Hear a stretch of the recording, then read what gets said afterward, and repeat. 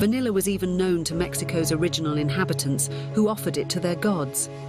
And even today, vanilla is still one of the world's most precious spices.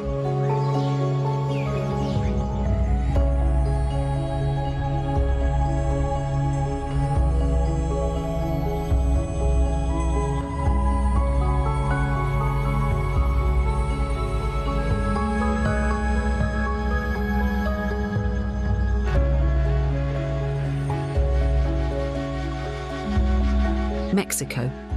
Located in the east is the federal state of Veracruz, with its capital, Xalapa. Papantla is the main center in the region where vanilla is cultivated. Gentle hills with abundant vegetation. In the hot, humid climate of the federal state of Veracruz, greenery grows rampant.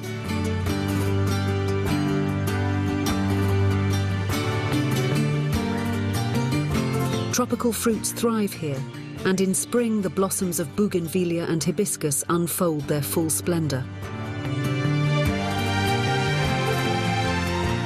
A colibri feeds on a banana flower. The bird is an important pollinator. In the undergrowth, an ocelot hunts for prey, which usually consists of rodents and birds.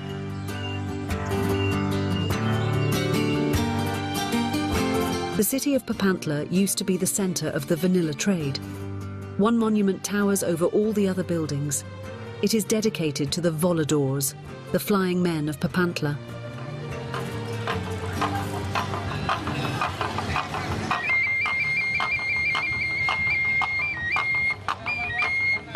These young men are members of the Totonac people. They perform a fertility rite which originated long before the Spanish conquered Mexico.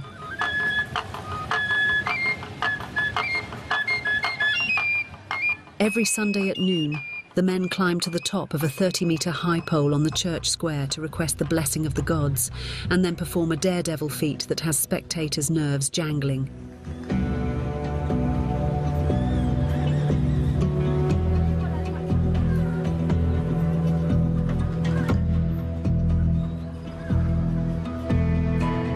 The flying men symbolize the four directions. Through their daring flight, they ask for rain and a good harvest. They are secured solely by the rope around their waist.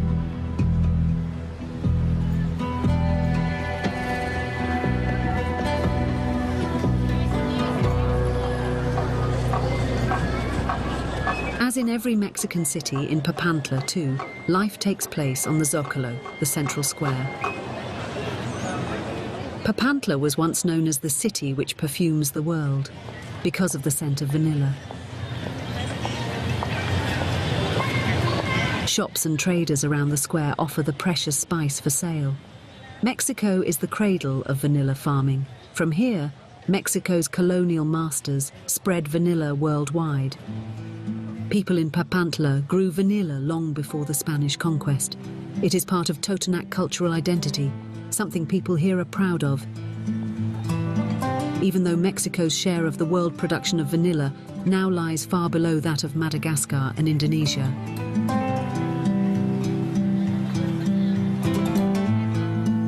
The flight of the voladores is intended to propitiate the gods to grant a good vanilla harvest. The traditions of the Totonacs, an indigenous people, still live on today. Just outside Papantla, on the Zanath Eco Farm, vanilla is not grown on a plantation. Here, in its original form, it grows up trees as a climbing plant. The orchid's delicately scented flower only opens for a few hours a day.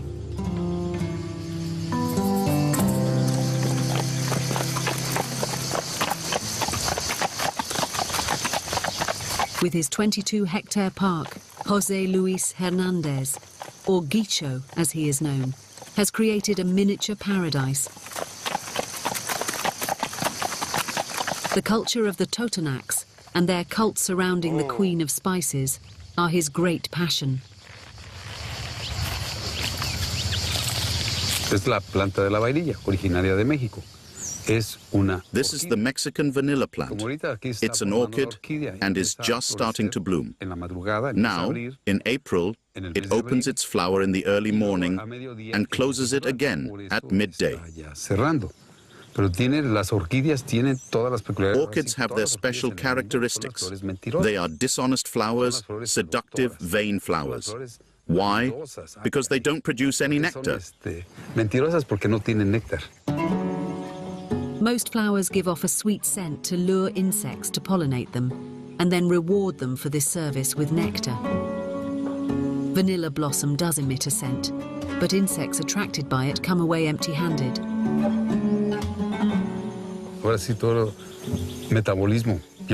After pollination, the flower dries up and the fruit develops. It's a bit like with a human embryo. The vanilla fruit takes 9 months to ripen. That is why the Totonacs regarded the vanilla plant as a woman, as the plant of life. The vanilla is the woman, the tree is the man, and the scent stems from their love. For a long time, people were convinced that vanilla blossom was pollinated by the Mexican Melipona bee. Today, it's known that that is not true. Nevertheless, the Melipona bee, which has no sting, plays an important role in Totonac culture as a plant pollinator and honey producer.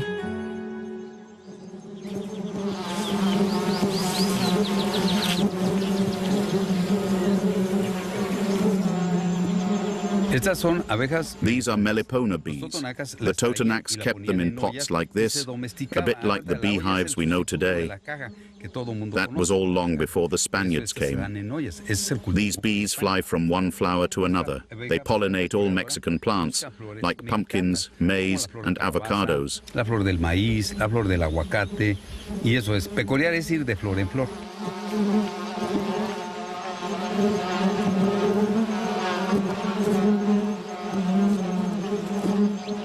Estas abejas, como ven, so these bees look for flowers with nectar. But vanilla is an orchid. It doesn't have any nectar. However, there is an indigenous bee here that is responsible for orchids. Like nearly everywhere else in the world, in Mexico too, monocultures and pesticides pose a threat to bees. Research has shown that vanilla blossom is pollinated by a highly specialized group of bees. Euglossa is an orchid bee indigenous to Mexico and Central and South America. Over 200 species are known to exist. Euglossa normally has an iridescent metallic sheen and an exceptionally long tongue, which enables it to penetrate deep into the calyx. Since the species is only found here, in other countries where vanilla is grown, like Madagascar and Indonesia, the flowers have to be pollinated by hand. Because of its size and its different climate zones, Mexico is one of the most biodiverse countries on Earth. One relic from the past is the armadillo. Fossils indicate that this armored mammal was around some 50 million years ago. The Totonac people, who settled here around 800 AD, probably knew this ancient creature and perhaps enjoyed it as a delicacy. Surrounded by dense jungle located south of Papantla is a ruined city. These are the remains of a past civilization, pyramids like those built by the Aztecs and the Mayans.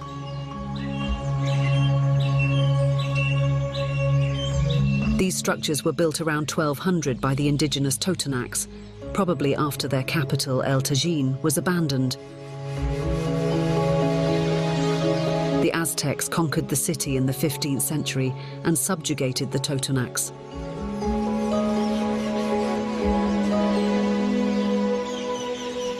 Scientist Ascension Sarmiento Santiago is himself a descent of this people. At the University of Veracruz, he is studying the history of the ancient settlement.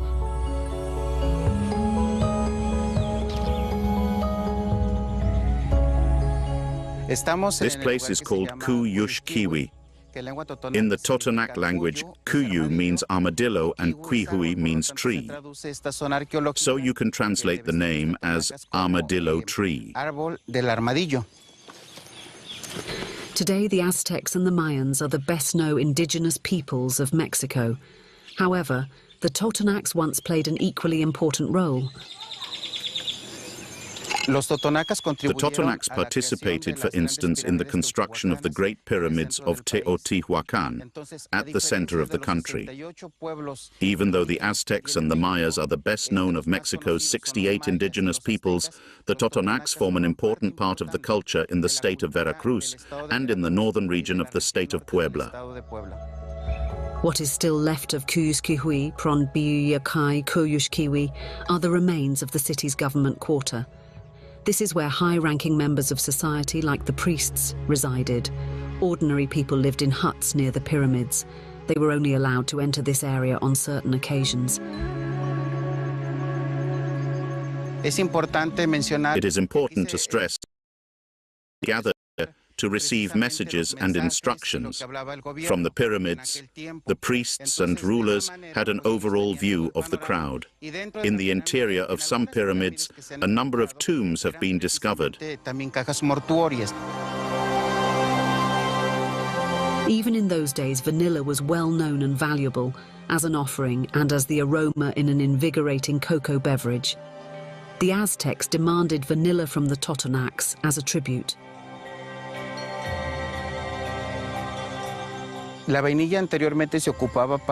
Vanilla was burnt in the temple like incense. Back then, vanilla wasn't a product like it is today. It was part of Totonac ideology. It was the offering given to the gods who possessed the mountains. In the Sea of Taiwan, 7 celebrities form 2 teams to take part in one Wet n Wild competition. Emotions will swell, spirits may break. Who will paddle their way to victory? Do big things. Let's go kayaking.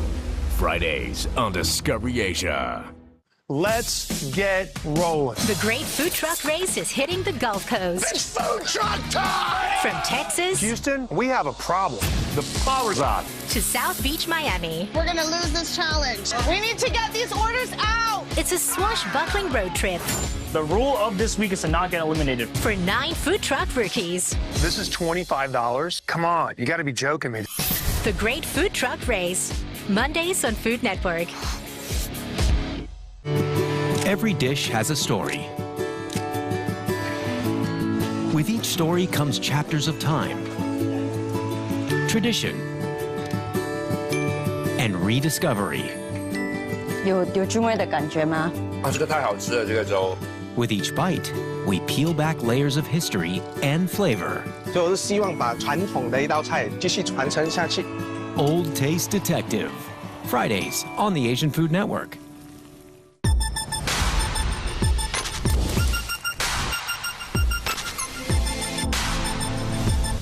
I know that look. What's going on? Uh-oh. You good? No. Josh and I officially split up.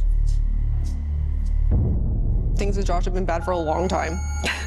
Everything since 2016 has been so hard and so horrible. I acknowledge that I'm a big part, if not the entire part, of all of this.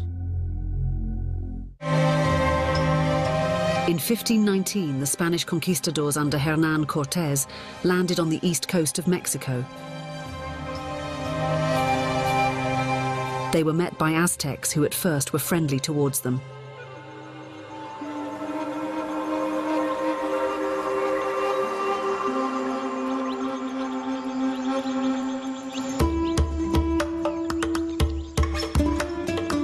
And so the Europeans were also introduced to the drink which the Aztecs loved, a beverage made of cocoa and honey and flavoured with vanilla. But many years were to pass before vanilla began its triumphal advance around the world. Even in the 17th century, the Totonacs were the only ones who knew the secret of cultivating vanilla.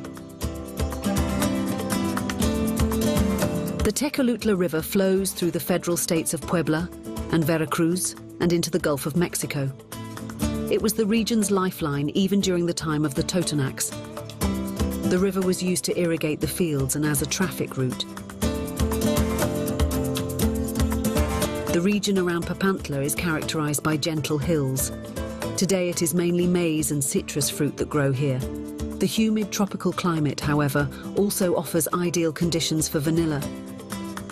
To maximize profits, the spice is now grown on plantations. However, only a few farmers specialize in this because cultivating the orchid requires time and effort.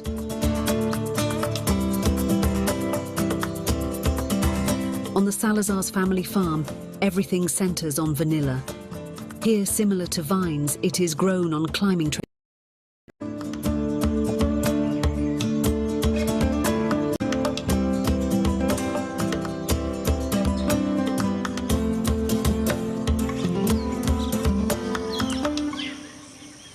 Juan Salazar grew up on his parents' vanilla plantation and has since taken over the business.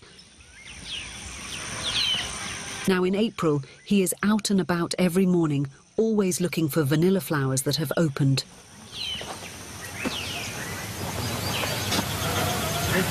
Y lo que estamos haciendo es polinizar la flor para que What I am doing here is pollinating the flower so that fruits can form and begin to grow. What look like little black tails are the first flowers that have already been pollinated. Entonces, si nosotros no hacemos esta acción de polinización, if we didn't do the pollinating, the flowers would drop off. Se cae. Entonces, por eso es que hacemos esto. And we have to have finished the pollinating work by midday, because that is when the flowers close up and after a few days drop off. Porque la flor empieza a cerrar. Using a sophisticated technique, Juan copies what the euglossa bee does in nature. I pollinate the flower with my fingernail. I take hold of 3 petals and remove the pollen with my fingernail. I then carefully position it on the bottom part of the flower, which consists of 2 small layers. I have to embed the pollen in them so that it is protected and guarantees that a pod will develop. Flor que polinizamos va a ser la vaina, es la que va a crecer. Pollination by hand has also prevailed in Mexico because of the shortage of bees and because vanilla farmers want to ensure a secure yield.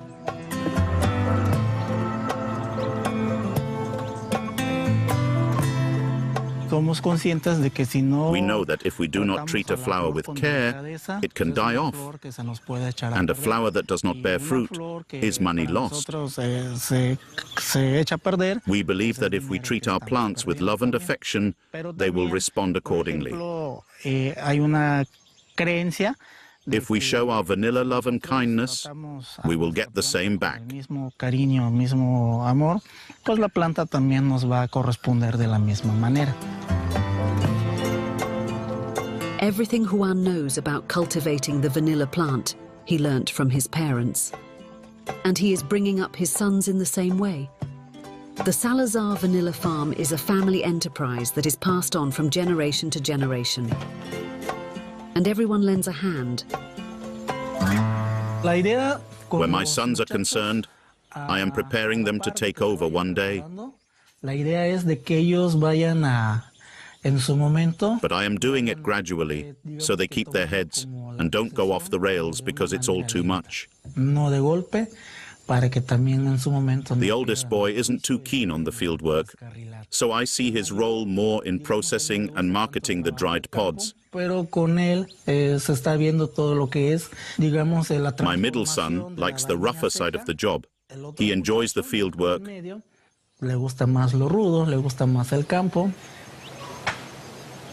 His son Victor helps his father do the pollinating. We're pollinating one of the last blossoms. You can see that the pollen is already very soft and there is hardly any left. There's also a risk that this flower won't form a capsule.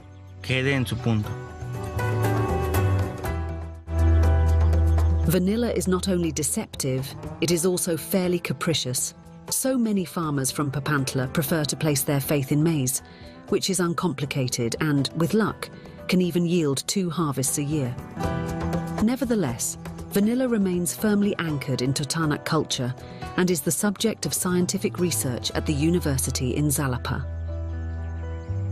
The campus of the Tropical Research Center at Veracruzana University looks like a rainforest. One important research laboratory is the Orchidarium. Around 1,500 species of orchid are found in Mexico, but about 400 of them are threatened with extinction.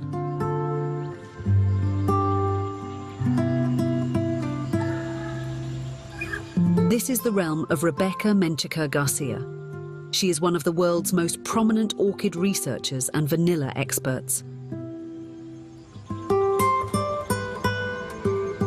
I went to school in Papantla. One day, I bought an ice cream on my way home. It had been flavoured with a natural vanilla extract. The taste was simply overwhelming. I saw the black vanilla pods and asked what they were. That is how I fell in love with vanilla. Completed in 1989, Rebecca's doctoral thesis was the first scientific study on the germination of vanilla seeds in a nutrient solution. She has continued this work in her laboratory. The problem is the fact that the genetic diversity of vanilla is threatened. Vanilla plantations are susceptible to pathogens. Our research here is focused on developing new varieties of vanilla and creating hybrids that will show a certain degree of resistance out in the fields. As we know, vanilla faces a lot of problems, especially climate change, so we have to develop hybrids which are resistant to pests and diseases, and especially to temperature increase.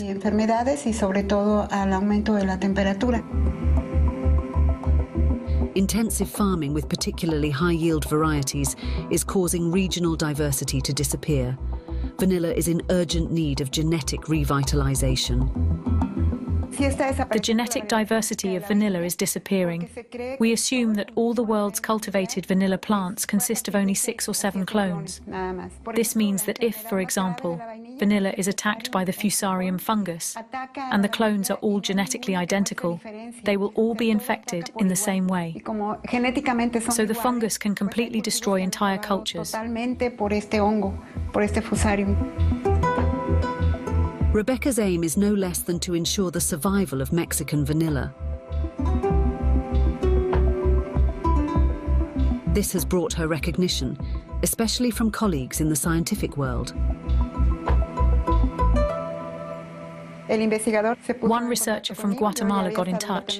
I had already been there and knew his work. He told me he had discovered a new variety of vanilla.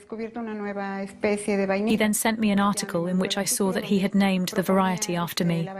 I felt so flattered. After all, I have devoted my whole life to research. And now, after discovering a new species in the rainforest of Guatemala, this researcher was kind enough to dedicate it to me and call it Vanilla Rebecca.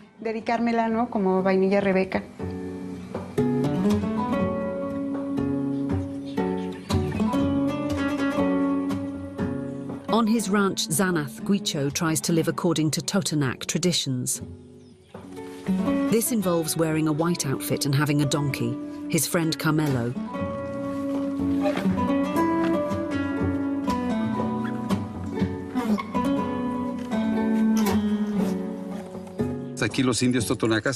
The donkey was extremely practical for the Totonacs on the one hand because of its size. The whole family used it for transporting firewood or for taking goods to Papantla.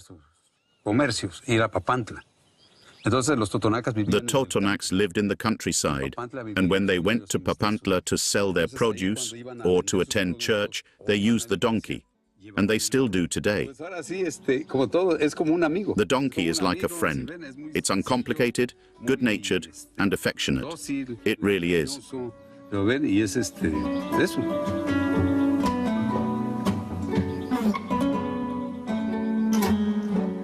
Guicho sees himself as an ambassador of Totonac culture, which even many Mexicans know very little about. On his Xanath ranch, Guicho has tried for years to re-establish an ecosystem and to give nature free rein.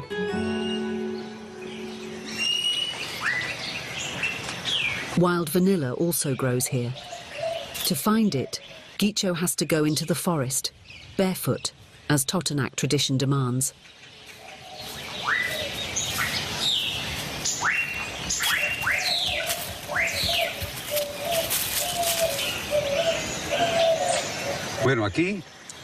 These vanilla plants are around 20 years old. This method of simply letting them climb up trees is called acahul. It's how the Totonacs always cultivated vanilla long before the Spaniards came. The plant grows just as it likes. You can't determine which way it will go. Here there's a bit of shade, and the plant develops quite naturally. This is its original state with lots of flowers. These fruits are from last year. They've been hanging here since then and are ripe. Cue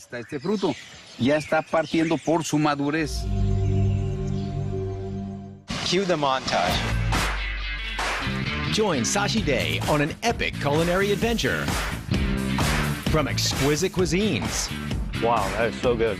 Delicious. World-class chefs. My goodness. Cheers, my friend. Wow. To incredible street foods. This is where I would eat. It's gonna be a wild ride. That was a close one. Maximum Foodie, Wednesdays on the Asian Food Network. Tournament of Champions was created to crown the best chef in the world. Stakes are so high. Come on! You're either ready for this competition or you're not. Let's light this place up! Let's go! What happens when the greatest rivalries in food battle head-to-head? Sparks are gonna fly. Tournament of Champions. Premieres 6 April on Food Network. Just how powerful the Totonac people once were is indicated by the ruins of the former city of El Tajin. Built probably around 100 BC, for a long time El Tajin, the Thunderbolt, was the most important center of power close to Mexico's Gulf Coast. Roughly 25 meters high, the Pyramid of the Niches is an architectural masterpiece. Its 365 square niches are thought to symbolize the solar year. Since 1992, El Tajin has been part of the world's cultural heritage. Even today, knowing that they are descended from such a complex civilization still fills the people of Papantla with pride. It perhaps explains why, even in an age of internet and smartphones, adolescents are still inspired by the traditions of their ancestors. At the home of Porfirio Morales, young men are taught to fly. He trains voladoras. Porfirio tells us about the origins of the ritual.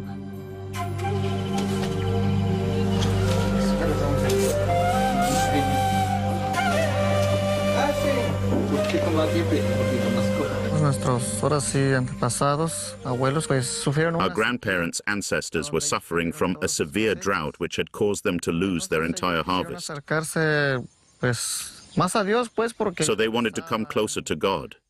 They prayed and went up a hill in the forest to be nearer to him. They asked him to send rain. To get even closer, they looked for a tall tree and found the biggest in the jungle. Before climbing it, they bowed and asked for forgiveness. They prayed for a good harvest for everything they grew: vanilla, oranges, maize and beans.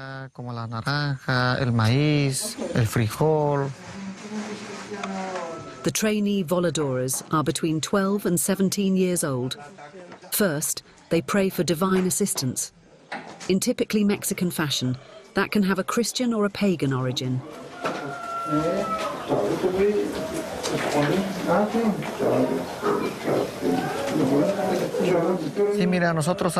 Before we perform the ritual of the voladoras, we have to pray to our patron saint so that everything might go well for us.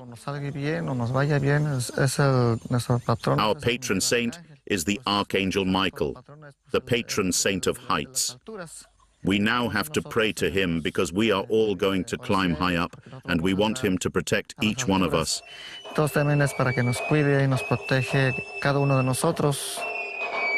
scent of copal, a tree resin, fills the room.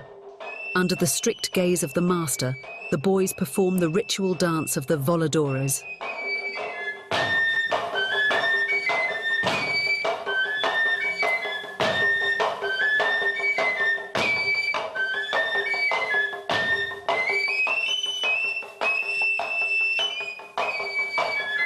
After a final prayer for a blessing for their dangerous performance, the procession sets off, headed by Porfirio.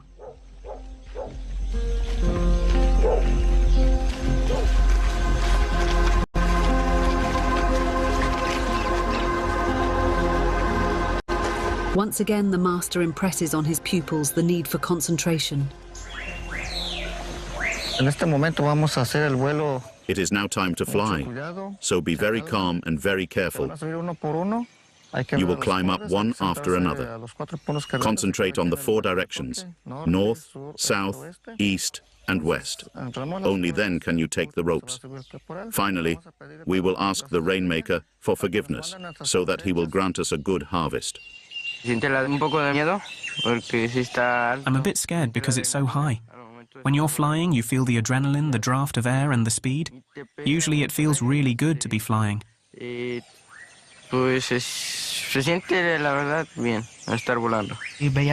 watched my father teach others to fly, and somehow that caught my attention.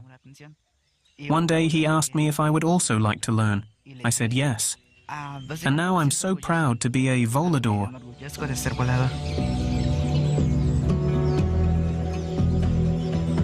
The boys climb the 20-meter-high tree trunk without any safety harness. The frame the voladores sit on can rotate. This enables the ropes to be wound up from which the boys will later be suspended. The voladores will circle the tree trunk 13 times. Multiplied by the 4 youths who symbolize the 4 cardinal directions, that makes 52.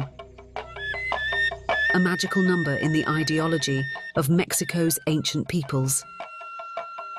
The honor of being a volador makes the youths forget their fears.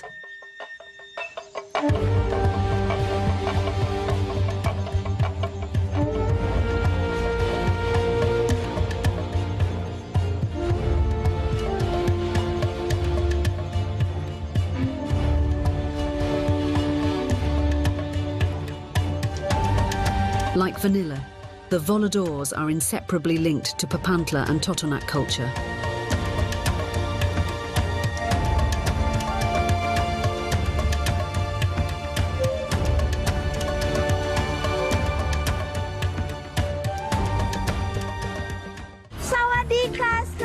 Searching around the globe, Huda Ali is on a mission to uncover the secrets behind glass skin and the perfect figure. Discover the strange and fascinating world of beauty, no matter what it takes. Cantik, berkilat. Beauty Detective premieres 31st March on Discovery Asia. I hope you are ready for a good time. I've invited some of my favorite celebrity friends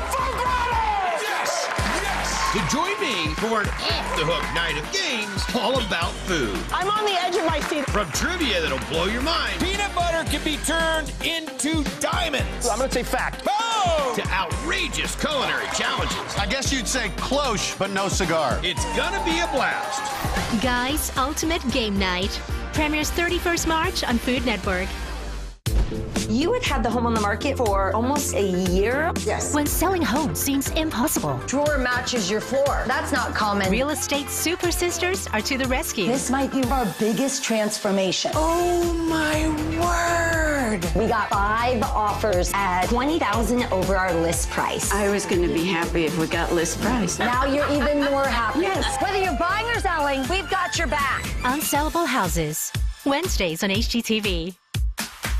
In the Sea of Taiwan, 7 celebrities form 2 teams to take part in one wet and wild competition. Emotions will swell, spirits may break. Who will paddle their way to victory?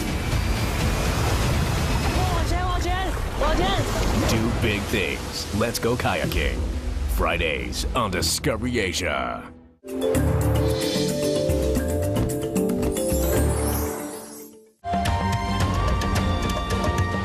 The Tecolutla River flows through the fertile valley on its way to Mexico's Gulf Coast. After 375 kilometers, the Tecolutla enters the Gulf next to a town which is also called Tecolutla.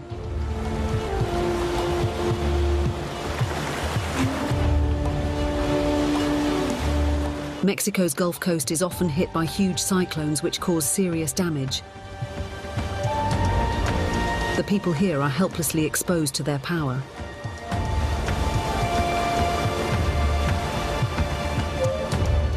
But the mangrove swamps of Tecolutla form a natural protective barrier.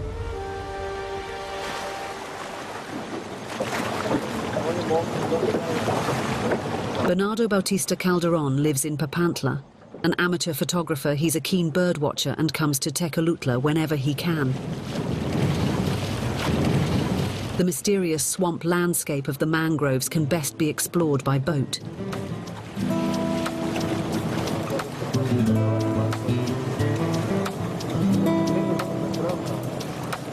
Mangrove forests are valuable ecosystems. They often form at estuaries where fresh water and seawater mix. Mangroves take in oxygen through pores in their aerial roots and pass it on to their underground roots. The impenetrable maze of roots and treetops is a habitat for a large number of creatures.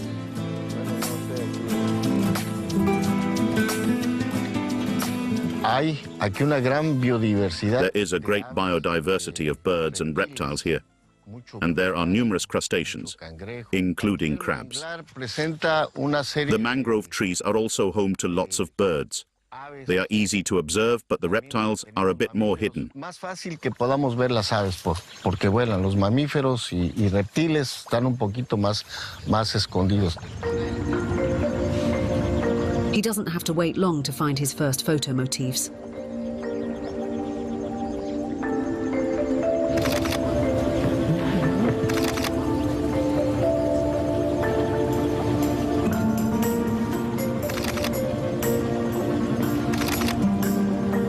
Las aves que vemos son garzas. The birds we see are all types of heron, grey, white and red.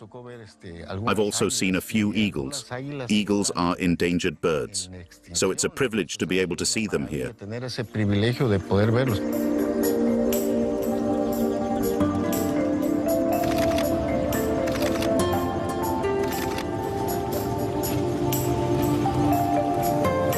The mangrove forests are also important resting places on the routes of migratory birds.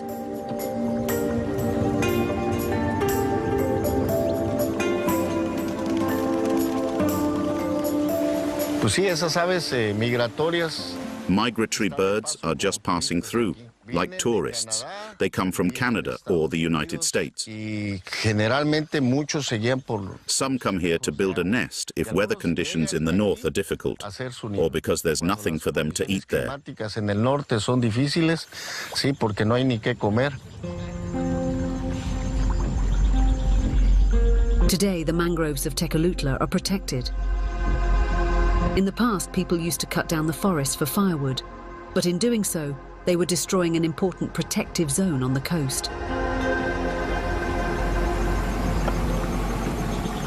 Los manglares son un ecosistema muy importante para. Mangroves are a highly important ecosystem for nature as a whole, but especially for us who live near Papantla. Y aparte, ante las inundaciones, también son. Mangroves form a barrier against hurricanes and flooding. Le da cierta tranquilidad y todo. El viento llega. They are a bulwark which ensures that the wind is not as strong when it reaches us. El agua de una manera más tranquila, más pacífica. So, indirectly, the mangrove forest also protect the valuable vanilla plantations of Papantla.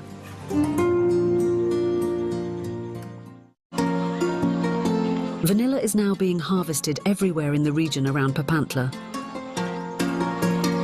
The harvest is also in full swing at the plantation owned by Juan Salazar's family.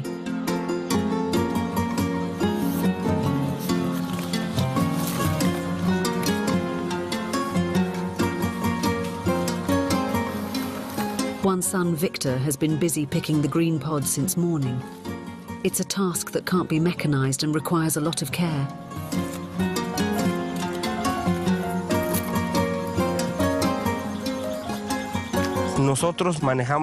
All our work is done by hand. We don't use artificial lighting or anything like that to make the vanilla ripen. Para beneficiar la vainilla, nosotros no usamos aparatos industriales. Our vanilla ripens under the sun, and every day we sweat under the sun with the vanilla. Quemamos la vainilla. Y de ahí en fuera nosotros estamos en sol a sol con la vainilla.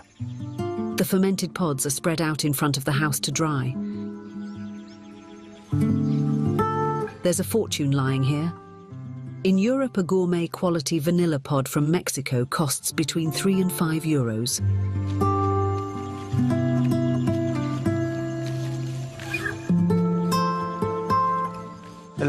Vanilla is very expensive. To obtain 1 kilo of dried vanilla, for instance, you need 5 kilos of green vanilla. What I'm holding in my hands is worth roughly 300 to 500 pesos. But fermented, it will fetch 2,000. 2,000 pesos. One reason why vanilla is so expensive is that it takes months to process and everything has to be done by hand.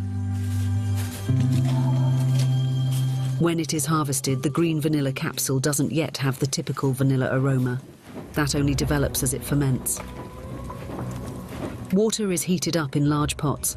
The whole Salazar family is involved because this is when they will find out whether the green capsules will prove to be high-quality vanilla pods.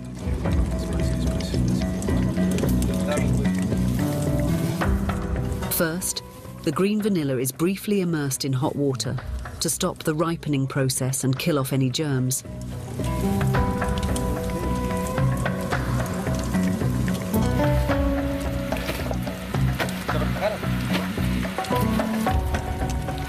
The blanched pods are then put in a container lined with blankets and made to sweat. This requires the temperature to be kept as constant as possible, so the hot water has to be regularly topped up.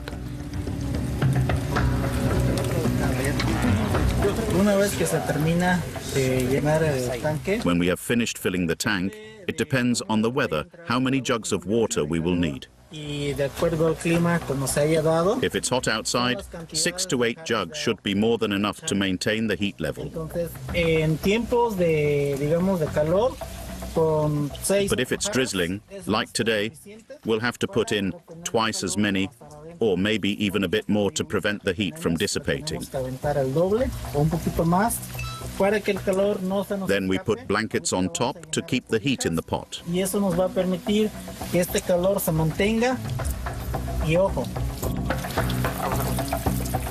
Hardly anyone who buys a vanilla pod in the supermarket has any idea of the almost mystical process which produces its aroma.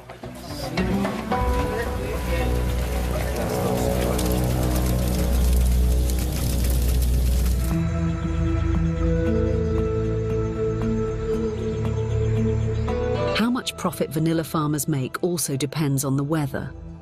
The fermented pods have to dry in the sun for a few hours a day over a period of several weeks.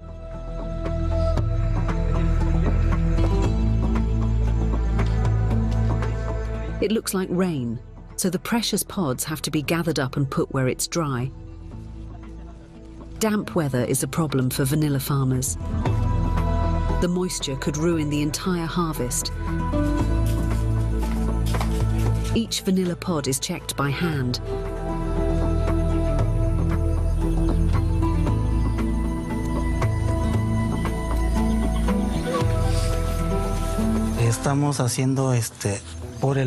We do that because over the last few days the weather has prevented us from drying the vanilla.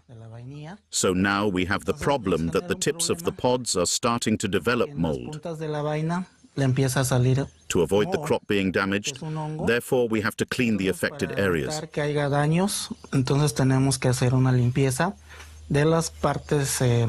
Then, tomorrow or the day after, when the sun comes out, the pods will all be in good shape. Climate change is also making itself felt in Papantla.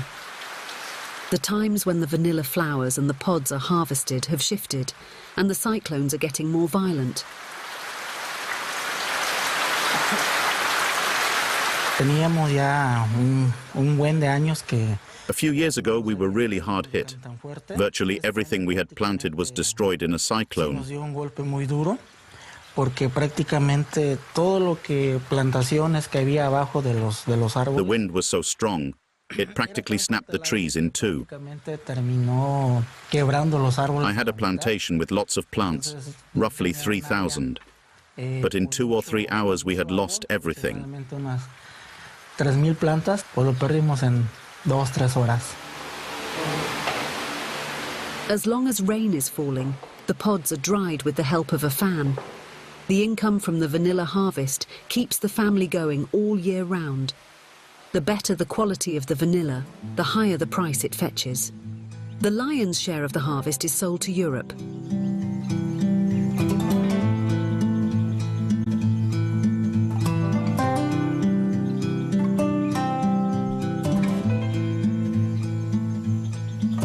Calidad gourmet se maneja por el tipo de... Where gourmet quality is concerned, everything depends on how the pods are dried.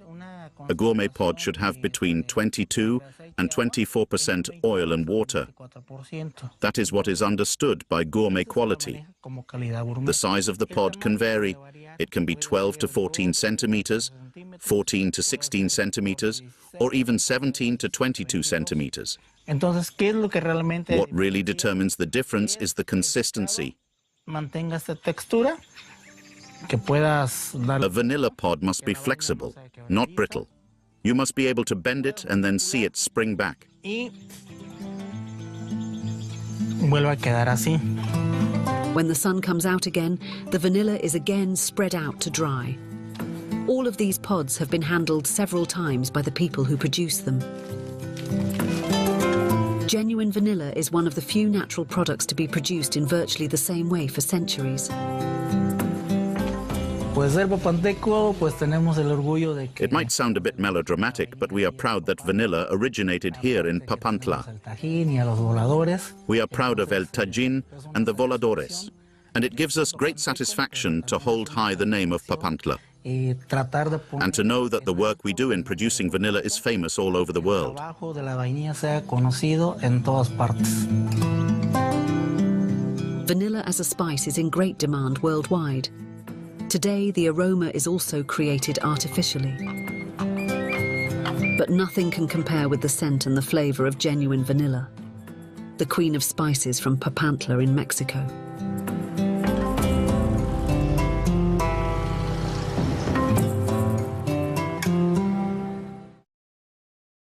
Emotions will swell, spirits may break. Who will paddle their way to victory? Do big things. Let's go kayaking. Fridays on Discovery Asia. The family is divided in so many ways. Divorce has been hard. My dad has done a whole 180. I'm ready to start dating. I don't support that. Same. While we were gone, Mariah moved out. I have a family that doesn't accept me. You can't stop the fall. I tried and I tried. I'm done trying now. Welcome to Plathville. Tuesday nights at 9 on Eve.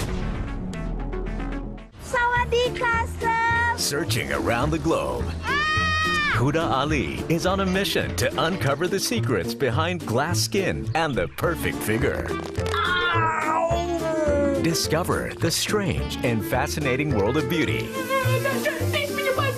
No matter what it takes. Cantik, berkilat. Beauty Detective. Premieres 31st March on Discovery Asia.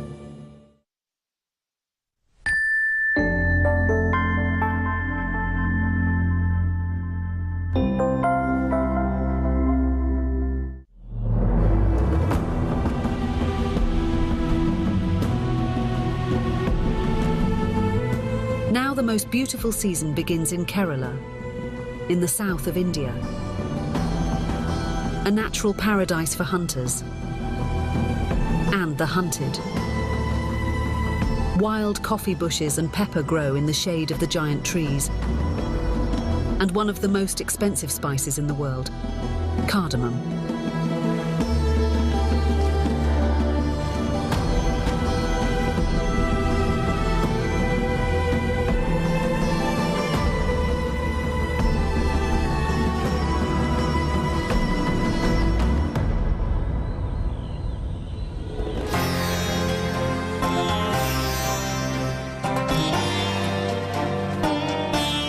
For centuries, the Malabar coast in southwest India was the El Dorado of spice traders.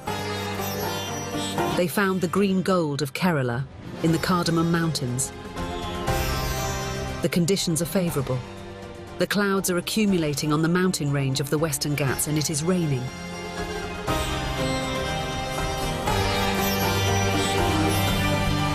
The green hills are thus supplied with sufficient water almost all year round, ideal for extensive plantations.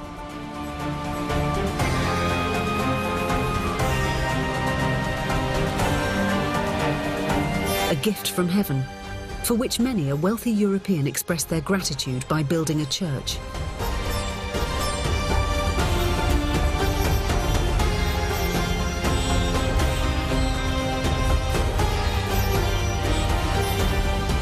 Cardamom, a member of the large ginger family, thrives in the midst of species-rich rainforests. This is why this wilderness is called the Cardamom Hills.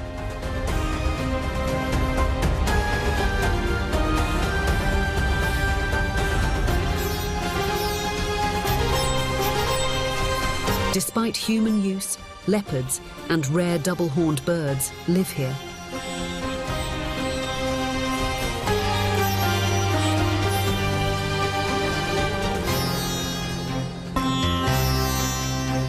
Indian elephants also roam around.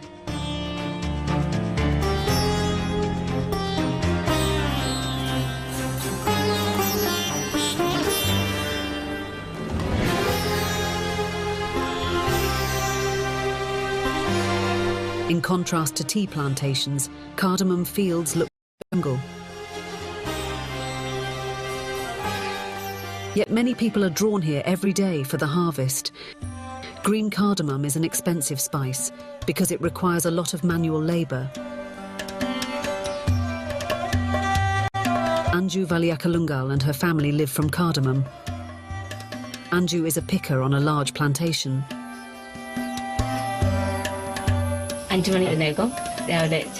We get up at 5 a.m, make tea and coffee and prepare lunch. We wake the children at 6 a.m. and give them breakfast. Then we all get ready. I help my daughter with that. We leave the house together and walk down to the street. That's where we split up. The children go to school, we go to work.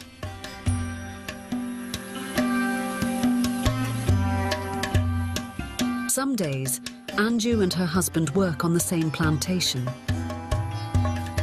The couple's marriage was arranged, as is still customary in India.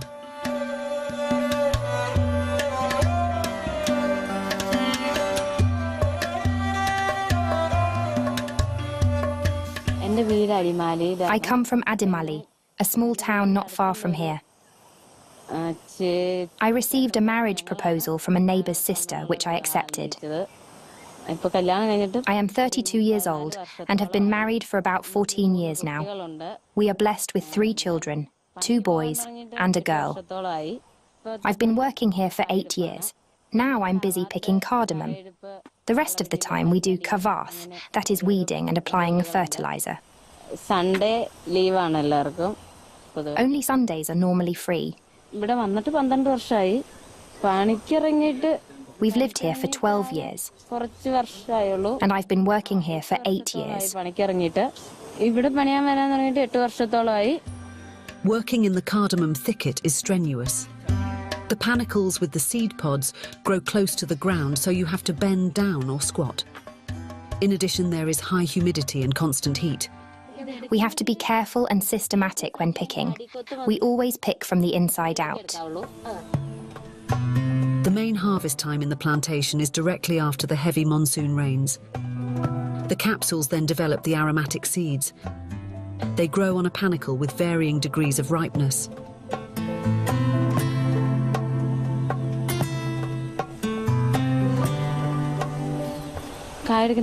It is important to work from the bottom up. Only the ripe fruit should be carefully picked out.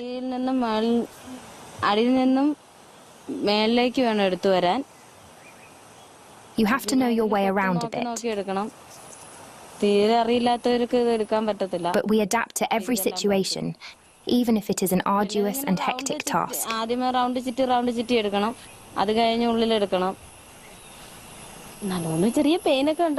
We pick while bending over or squatting, depending on the environment. We do the weeding so that the plant can absorb as much manure and fertilizer as possible.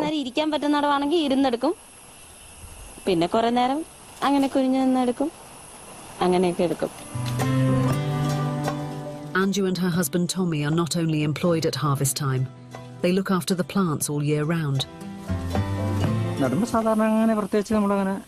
When planting new seedlings, we mix dry cow dung into the soil to make it more fertile. Once the seedling has taken root and sprouted white roots, we add fertilizer. After 18 months, the plant bears fruit for the first time.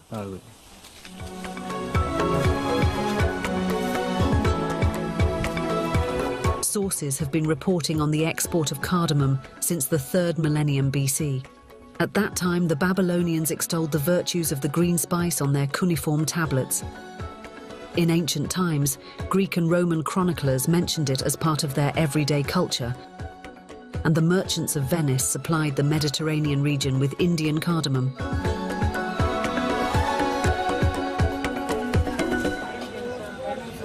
Work in a cardamom field has hardly changed over the last 5,000 years. The plantations still require a large workforce. As is customary in India, the harvest workers only eat their breakfast with their right hand. The left hand is considered unclean because it is used for personal hygiene. Then her work for Regimon Joseph Njalani, from Kerala's most famous farming family, begins.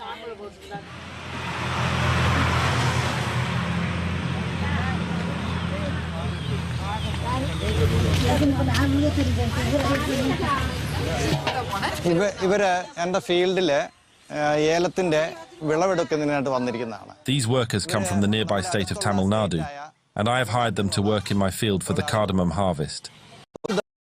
Approximately 1 lakh jeep. Every day, around 2,000 to 3,000 people come to work in this area. That's the current situation.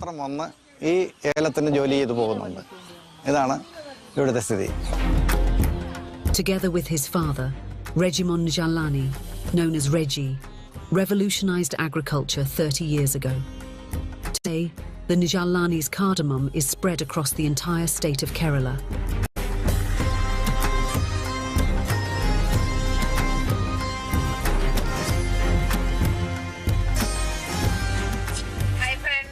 Hello friends, welcome back to another episode of the Sally Rose channel. Reggie's wife Razama and daughter Athulya use their family's fame for their own social media channel.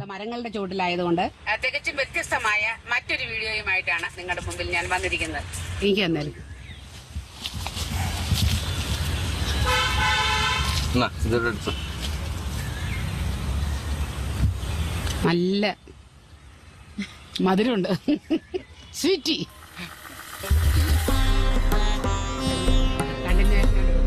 Of course, the social media channel is all about cardamom. At the end of the 1990s, father and son developed a plant that they called green gold. Since then, Reggie has developed from a simple farmer into an expert in plant breeding.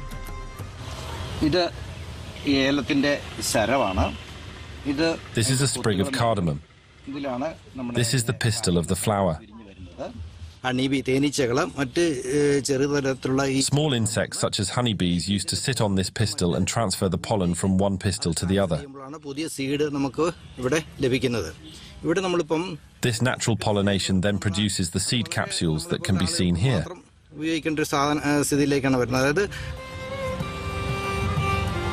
Reggie and his father wanted to optimize the yield.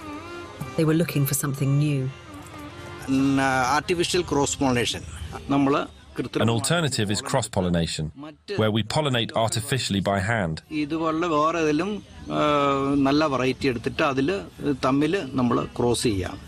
Cross-pollination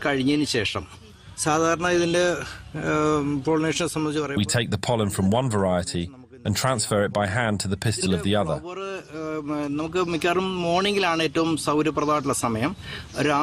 There are several types of cross-pollination, but the best time to do this is in the morning,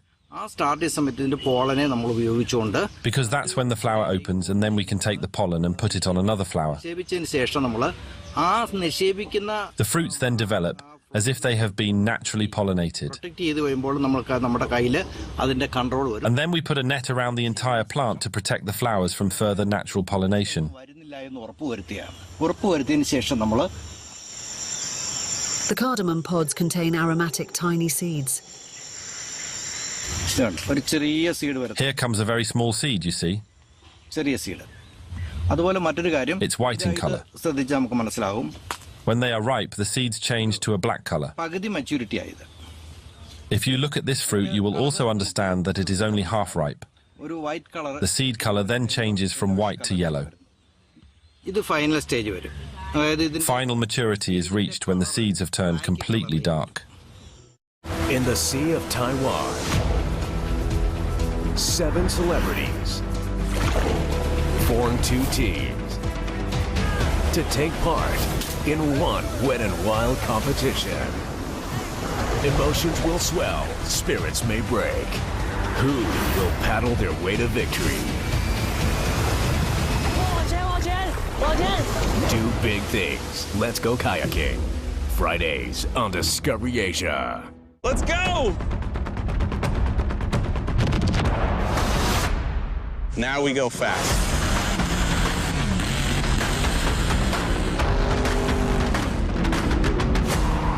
I could definitely go faster. Too fast. Faster with Finnegan, Wednesday nights at 9 on D-Max.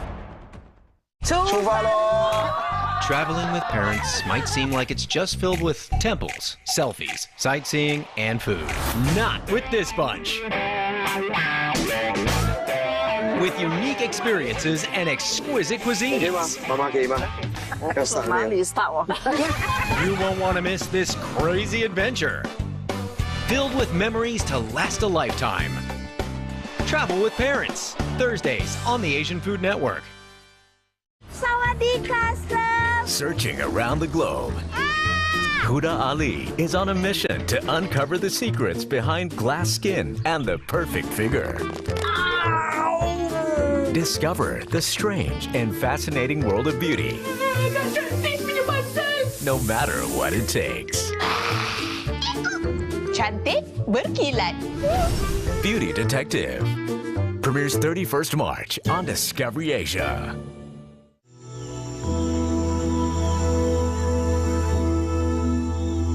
The misty slopes of the Western Ghats are home to a population of the home-rye double hornbill, the largest forest-dwelling bird on Earth.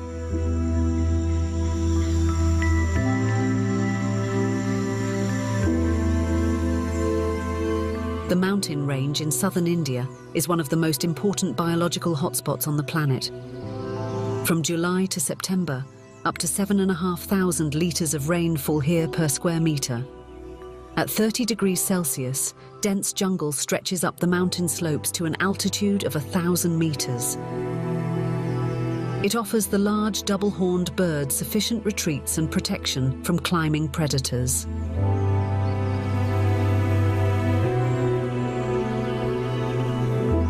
It is said that the best cardamom grows in the double hornbill's territory.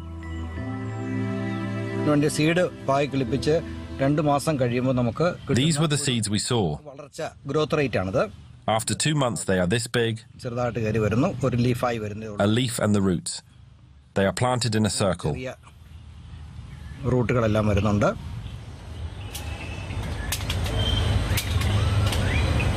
The large leaflets of the cardamom bush act like parasols for the roots.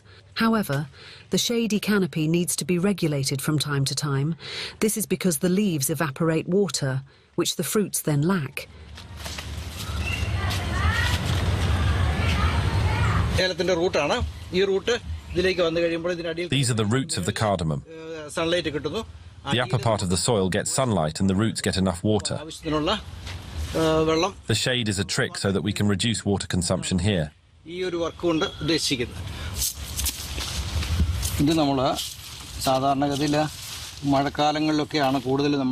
the rainy season, a lot of leaves also fall on the cardamom plants, like here. If we don't remove them, it hinders natural pollination by insects.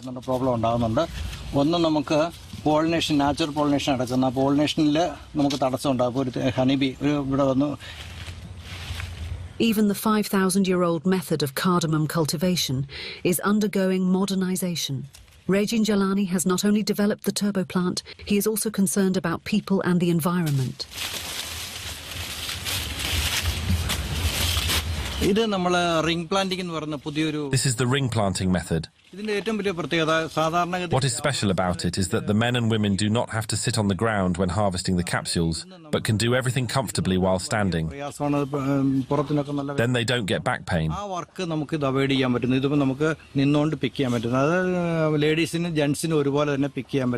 It can bring about a revolutionary change. And it would also be good for the environment because we can make these rings from recycled plastic instead of concrete. If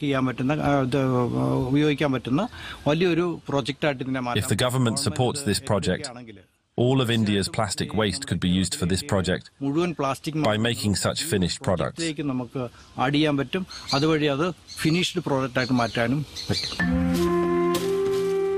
cradle of cardamom lies here in the Western Ghats, but the noble spice now grows in similar climatic zones around the world. In 1914, a German coffee grower introduced cardamom to Guatemala. Today, the Central American country has become the largest cardamom producer in the world, followed by Indonesia. India has fallen to third place.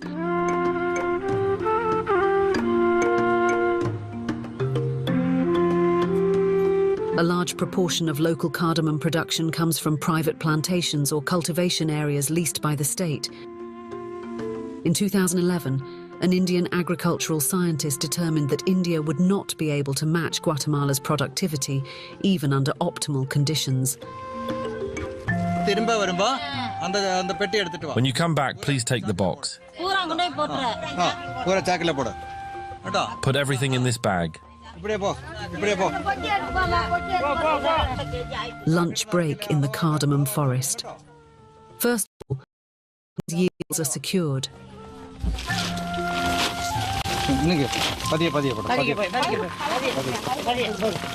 Now slowly put everything into the bag one by one. Next and next. 4 kilos of raw cardamom fit into a metal bucket. An experienced picker can fill it 3 to 4 times a day. At a wholesale market price of around 2,000 rupees per kilo, i.e. around 22 euros, each picker generates 300 euros in revenue for the boss, Mr. Regi.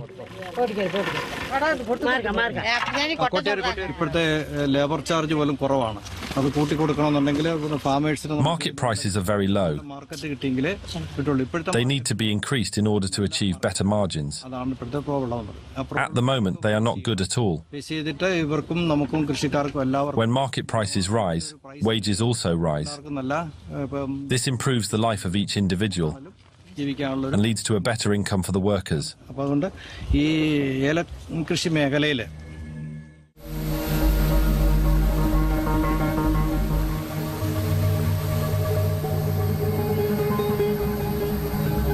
Most of the plantations are surrounded by dense jungle, with some bordering the mountain rainforest. The thickets of the Cardamom Mountains are still a good hiding place for the really big ones. Although the population of Indian elephants has declined sharply, there are still around 30,000 wild elephants in the forests of Kerala.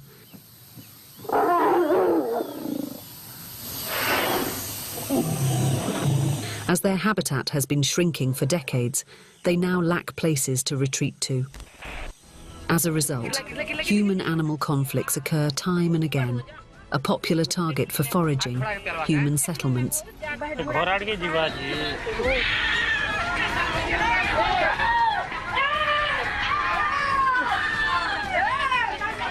Including 5 cubs, suddenly entered the cardamom plantation in Idiki, Kerala.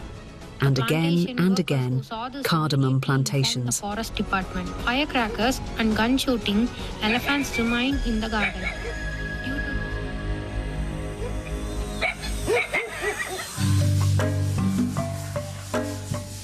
Problem elephants are brought to a training camp like the one in Kodanat. The aim there is to break them of their aggressive behavior. However, this is usually the result of bad experiences with humans.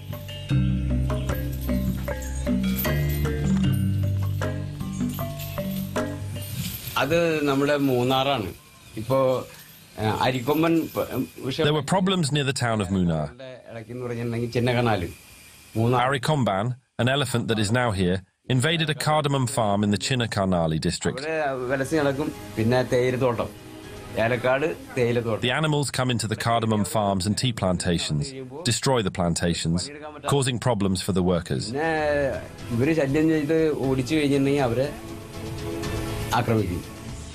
The bull elephant China is 48 years old and a notorious multiple offender.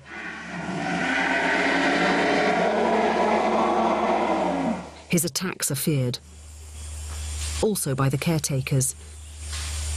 When the elephants come to us, we start by giving them food and water. At first, they just walk around in the stable. After a while, they become tame. And then we start to teach them, just like we would teach our children. Sometimes that also means punishing, just like children. If we want an elephant to sit down and it doesn't understand, we hit it lightly in the back of the knee and then it understands. That's how the training works.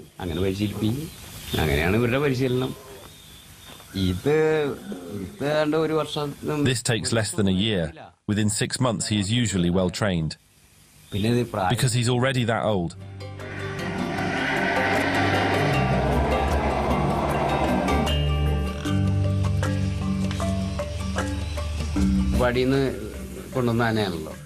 This elephant was brought here from Attapadi after killing 5 or 6 people.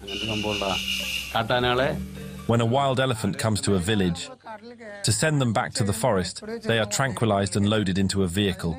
This requires special training.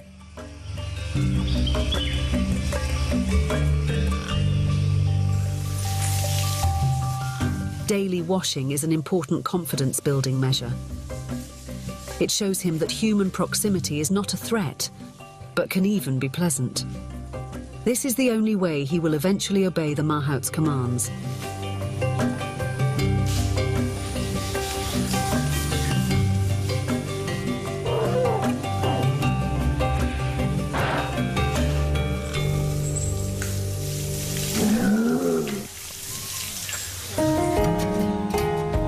For many plants, the tiny animals are more important than the really big ones, namely as messengers of love.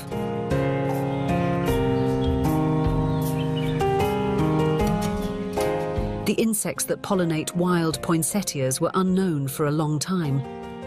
The inflorescences in the middle of the bracts only sprout after the rainy season. Then they release nectar. Ants suck the nectar and carry the pollen to the next flower.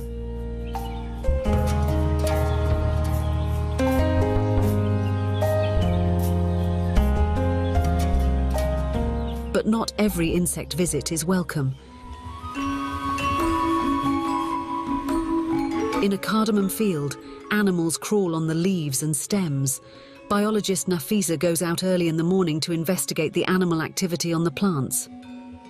In fact, she vacuums it.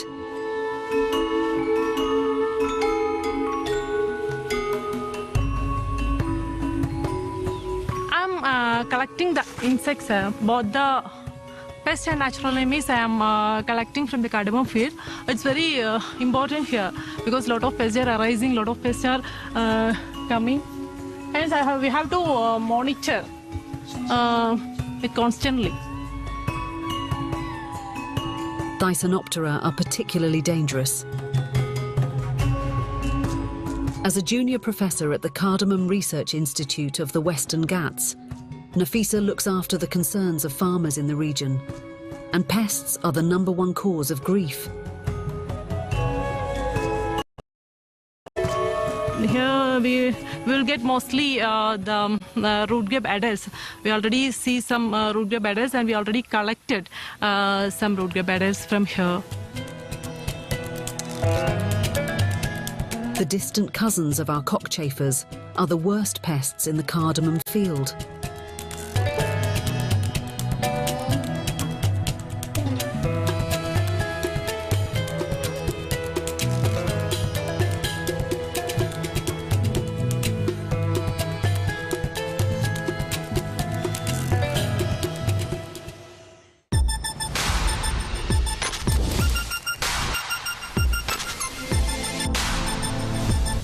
I know that look. What's going on? Uh-oh. You good? No. Josh and I officially split up. Things with Josh have been bad for a long time. Everything since 2016 has been so hard and so horrible. I acknowledge that I'm a big part, if not the entire part, of all of this. It's time for a triple threat. These titans never know who's gonna walk through that door next. Go easy. I'm older than you guys. Only a select few have what it takes to face the titans. This chef has trained in Michelin-starred kitchens. Is that her gumbo? Oh, man. He has an empire of over a dozen restaurants. Going with my strengths. Now I gotta crush you. Michael's already breathing heavy. I think he's a little nervous. Chef, a little. I'm a lot nervous. Barbie's Triple Threat, Tuesdays on Food Network. For a long time, effective pesticides were used to combat pests in Kerala's Cardamom Mountains. However, customers no longer tolerate the high levels of chemicals. The cardamom trade is in danger of collapsing. Muthuswamy Murugan explains the problem to visitors at the Institute's plantation.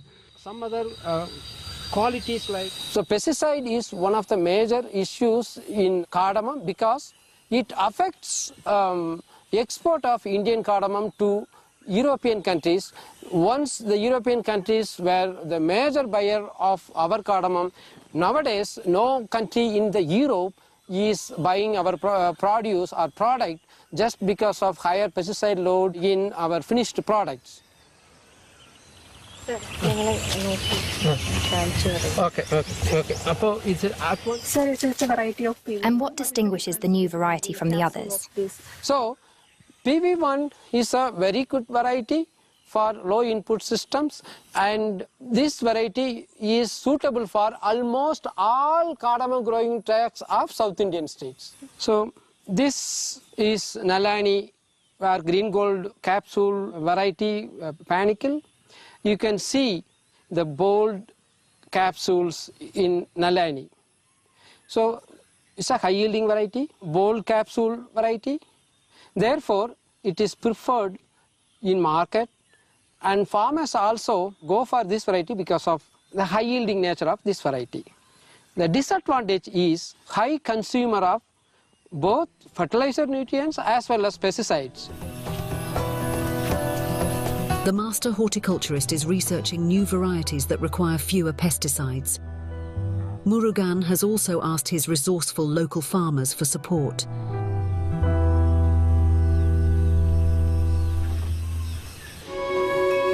Biologist Nafisa has now taken her findings to the laboratory. She is trying to understand why pests have become numerous again in recent years.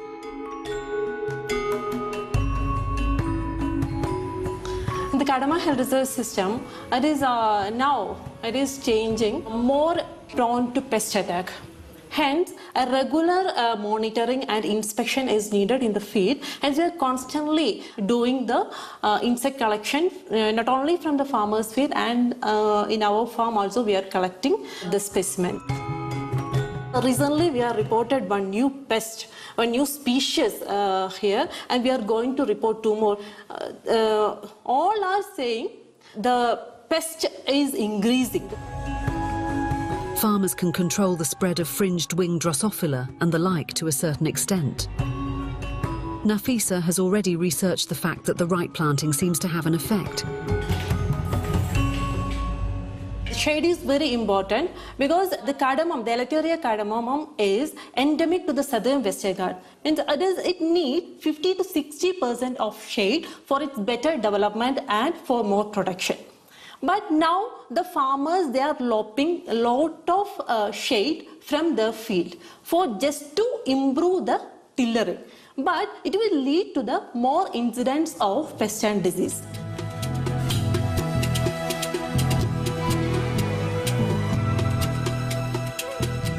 A good cardamom plantation must therefore be shaded by tall trees. Then it is sufficiently supplied with water, produces good yields, and provides people with work.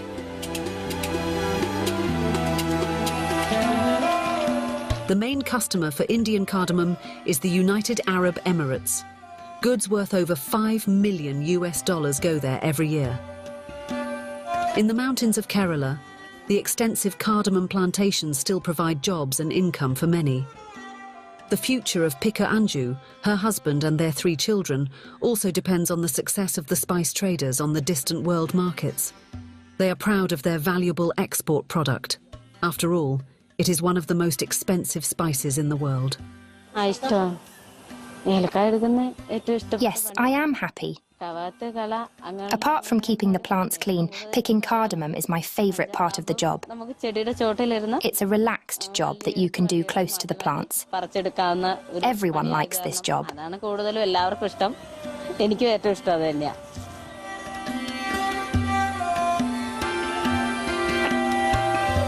With our work, we earn a total of 1,000 rupees a day, which gives us 25,000 a month. We can make a living from that. We work almost every day, but everything runs smoothly in life.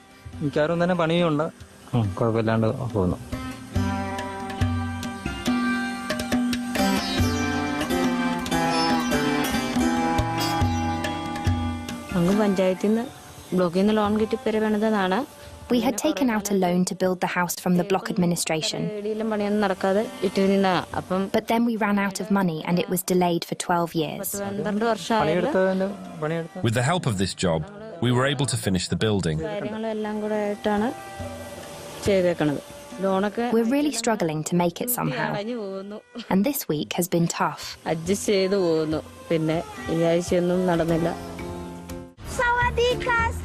Searching around the globe, Huda Ali is on a mission to uncover glass skin and the perfect figure.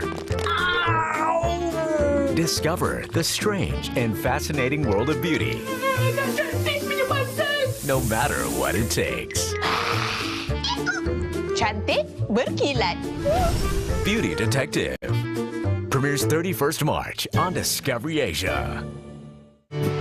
Every dish has a story. With each story comes chapters of time, tradition, and rediscovery. With each bite, we peel back layers of history and flavor. Old Taste Detective, Fridays on the Asian Food Network. I've thought a lot about why I continue to do this. The truth is, I'm addicted to it. Alex Guarnaschelli will stop at nothing. I want to win in ways I don't expect anyone to understand. To beat chefs from across the country. Alex is always impeccable, but tonight she's bringing her A game. These are some very high-profile chefs. Here we go! I don't care who's out there. I don't care what I'm cooking. We're going. Alex versus America, tonight on Food Network. In the Sea of Taiwan, 7 celebrities form 2 teams to take part in one wet and wild competition. Emotions will swell, spirits may break. Who will paddle their way to victory? Do big things. Let's go kayaking. Fridays on Discovery Asia.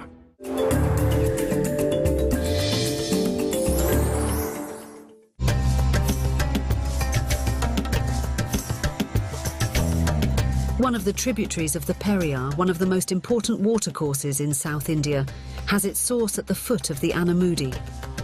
It flows through the Western Ghats and is the most important power generator in Kerala along its 244-kilometre length. Satish Erumathuruthi has his small cardamom farm on its upper reaches. He is also developing new varieties of this important spice plant. However, his main goal is not to produce a maximum yield. He wants his plants to be free from pesticides and artificial fertilizers. Other criteria are important to him. If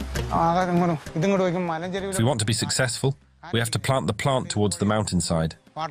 This is the riverside, and this is the mountainside. Leaves should always point towards the mountain so that the air can flow through. Satish's daughter is already in her school uniform and waiting for the bus. But first she wants to see what her father has come up with again. A popular variety in Kerala already bears the family name. Satish is now testing a special fertilizer.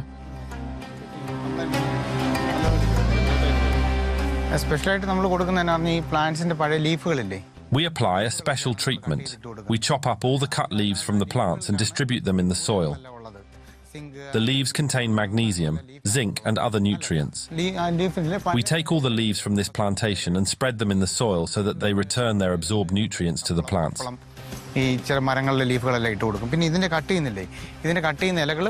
right airflow, the right environment. That's all cardamom needs. If it gets all that, then it grows properly.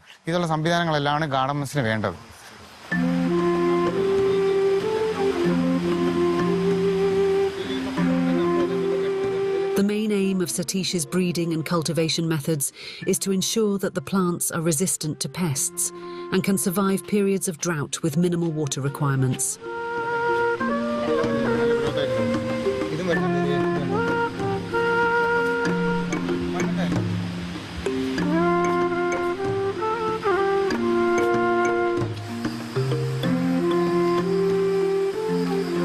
His wife, Shiva Priya, shares his enthusiasm. We apply a special treatment. We chop up all the cut leaves from the plants, and I prefer to be here all day.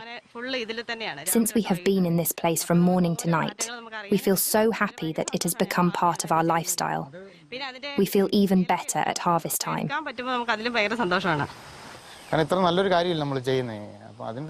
We are happy because we do good things.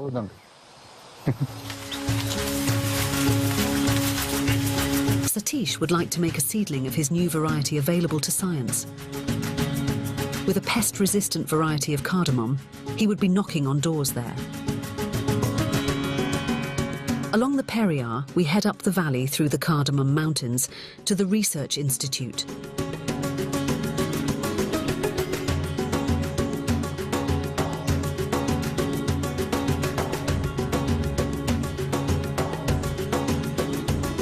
Its director, Muthuswamy Murugan, is already waiting for him with curiosity.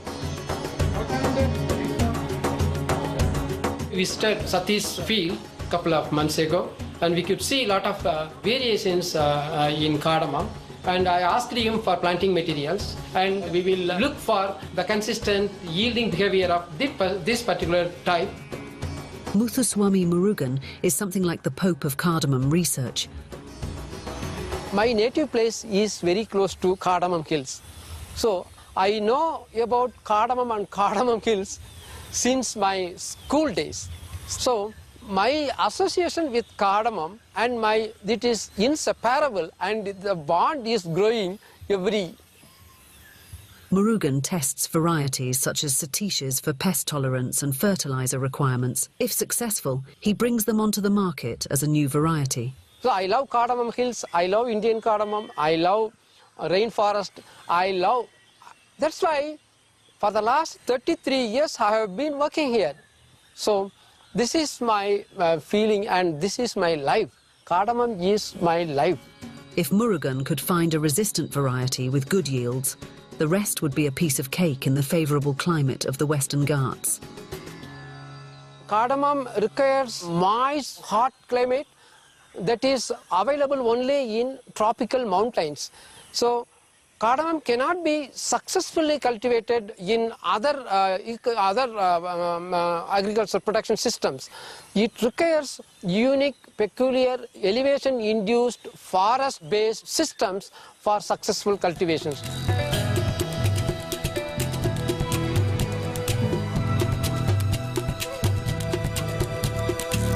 Murugan also sees his task as promoting the image of cardamom, to view it less as an agricultural product and more as a beneficial spice and medicinal plant that has been known for thousands of years.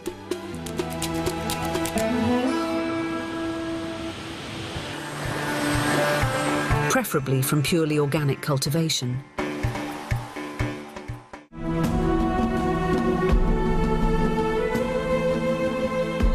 By mid-October, the rainy season is finally over. The earth steams with wetness, and every morning the fog lifts in the rising sun.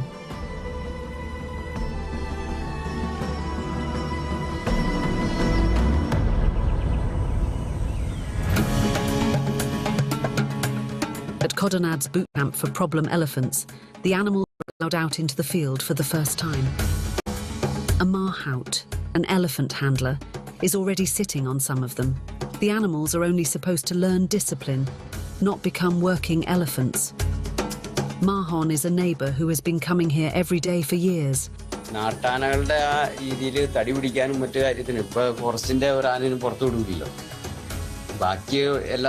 elephants in the wild, elephants in the camp are not allowed to carry wood.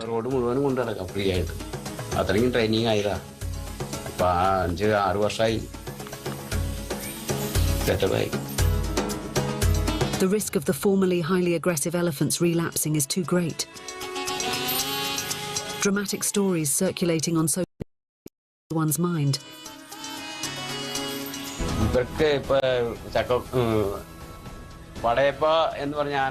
Padayappa, the elephant, had problems with his teeth. He could not chew the forest food, so he got his food from the stores. Rice and vegetables, onions and tomatoes and other food. There are several of them. They take as much as they want and then leave. This was the same as in Sarkar Komban in the tea plantation in Munna.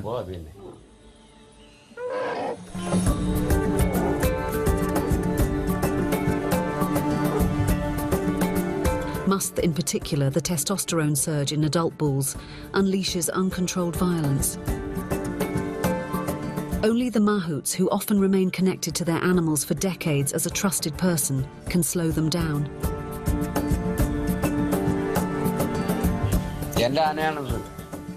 This is my elephant. When he first came here, I was close to him right from the start. I got closer and closer to him and gave him sugarcane and other treats, anything sweet. He's a real gourmet, that's what gets him. This is the elephant I love the most.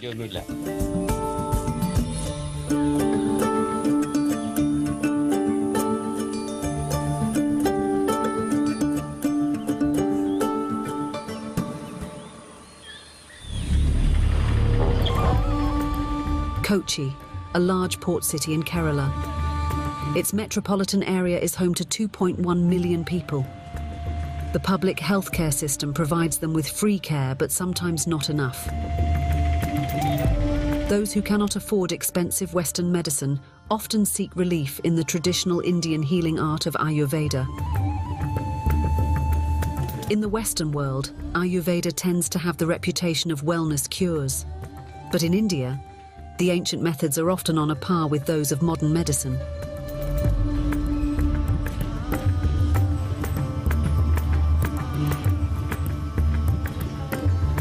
Dr. Hilu Ali specializes in Ayurveda and runs a practice in the suburbs of Kochi. Patients often come to her with chronic or long-lasting complaints.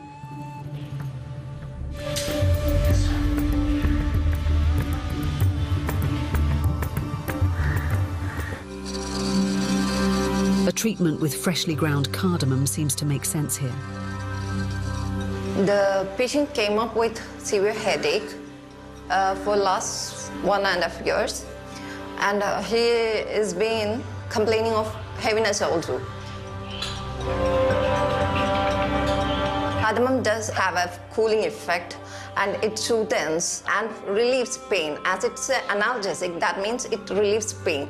It takes off pain from the area that we apply it. Cardamom contains a lot of terpineol, which is also found in the essential oil of other plants and is used against pain. Around the year 1500, the Portuguese navigator Vasco da Gama reached the Malabar coast for the first time on a European ship. From then on, the trade in cardamom, pepper and other spices helped the entire southwest of India gain economic importance for centuries. Portuguese traders were the first to make the rolling hills of the Western Ghats the centre of their spice trade, followed by the Dutch East India Company, and finally the British. Today, cardamom is grown wherever the climate is favourable and labour is cheap.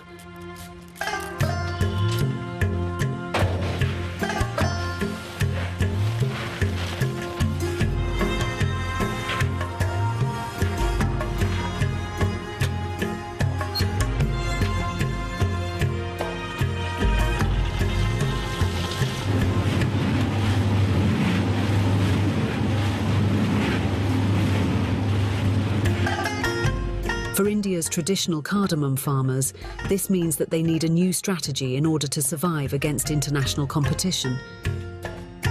Contemporary products for which higher prices can be demanded than for mass-produced goods that rely entirely on exploitation, chemicals and high-performance cultivation. India's goal could be to produce more class instead of mass. At the Cardamom Research Centre, Muthuswamy Murugan and his team have already developed a plant variant that fits this strategy. This is our PV3. You can see the very big capsules and dark green capsules when we compare to other varieties. You can see that.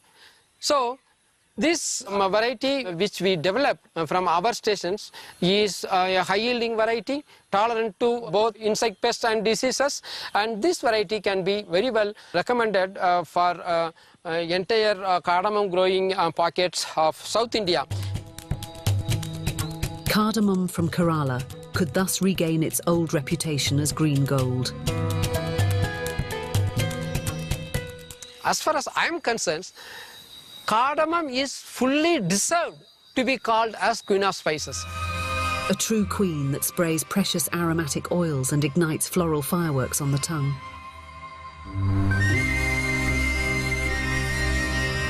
But above all, cardamom is a gift from nature that makes people happy. Emotions will swell, spirits may break. Who will paddle their way to victory? Do big things. Let's go kayaking. Fridays on Discovery Asia.